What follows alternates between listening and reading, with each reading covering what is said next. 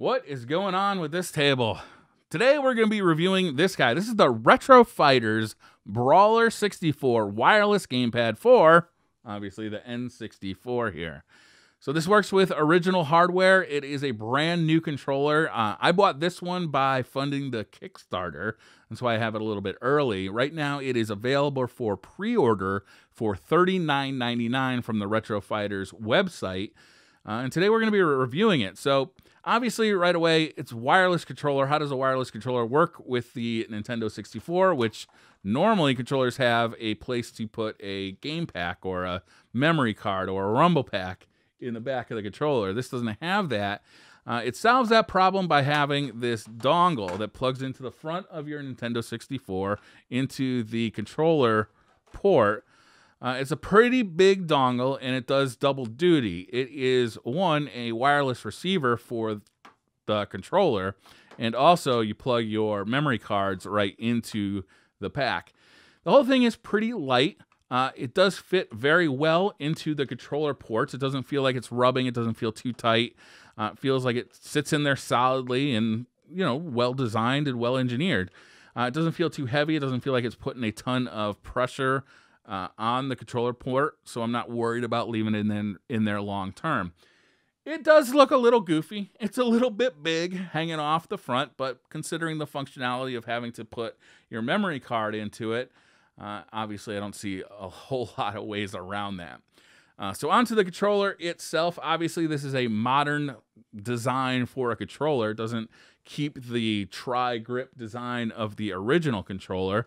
But because of that, it feels like a modern controller. If you're used to an Xbox 360 controller or an Xbox One controller, you'll feel right at home here. It does make some changes, obviously, since there's no middle grip where the Z button would normally be. It actually puts two Z buttons on where the triggers would be on a modern controller, and keeps the location for the L and R button. It also uses a USB-C to charge, which is nice. The USB-C future is here, fellas, and I'm happy to see it. I really hated those old micro USB formats. Onto the front of the controller, when you take this thing out of the box right away, there's no creaking on this controller. If you twist it, it really feels solid. It feels well built. The plastic doesn't feel quite as high quality as a Nintendo original, but it feels good in the hands, and obviously, there's just no creaking or weird sounds, no popping when you squeeze it. It just feels well built. The analog stick is going to be one of the big questions people have about this, and it feels like more like a modern analog stick. The only difference between it and something like an Xbox controller is that it has this kind of octagonal gate around it. So you can definitely feel that when you're moving the controller around, but it's there to kind of emulate the feel of an original Nintendo 64 analog stick, which had that gate around it as well. Now, on an original N64 controller, it feels a little bit smoother to move around there, and even on a reproduction controller that's third party, you can feel that gate, but it's smoother to move around it than on this Retro Fighters controller. But to be honest, it doesn't bother me in play. I played a bunch of Super Mario just to see how accurate is this analog stick. Can I move Mario? Can I tiptoe Mario just a little bit consistently? Can I get a full range of Mario's motion or Mario's running speed, walking speed through this controller? And that's something I've had a problem with other controllers that I've tried on the N64. This one here is made by Techno Game, it says on the bottom. And the problem with this controller is, it feels and looks like a regular Nintendo controller, but when you move this analog stick just a little bit, it triggers Mario's full range of motion, right? It's very hard to make Mario tiptoe or walk or jog. A little bit of movement here and Mario's at a full run. Whereas on the old original Nintendo 64 controllers, you move it a little bit, he tiptoes, you move it a little bit more, he starts to walk, jog, and then run.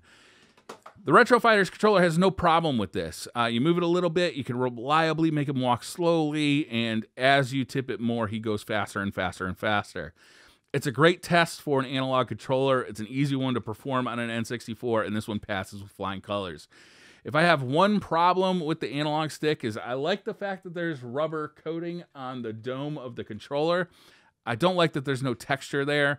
If your thumb gets, greasy, or if you're sweaty, it's going to slip around quite a bit because there's no texture there to kind of wick away the moisture.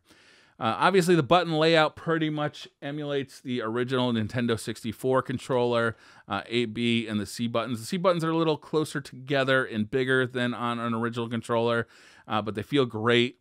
They feel natural, to be honest with you. There's a turbo functionality here. Just hold turbo and hit one of the buttons to set it, and then hold clear and hit the button again to clear it. Very easy to use. It's nice to have a turbo function on a modern controller.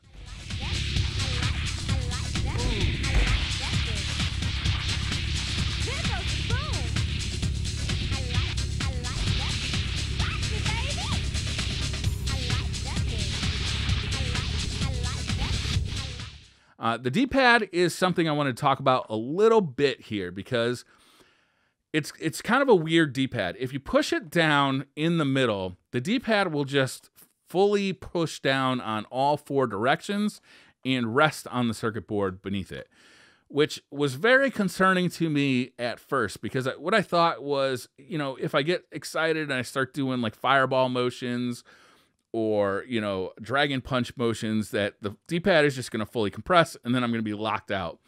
And when I compare it to something like the original controller, you can still push down all the way, but there's like a ball in the middle, so it still wiggles, and you can still activate the different controls even if you're pushing too hard on the D-pad. And this one doesn't do that. If you push too hard on the D-pad, you're just going to lock yourself out of controlling anything.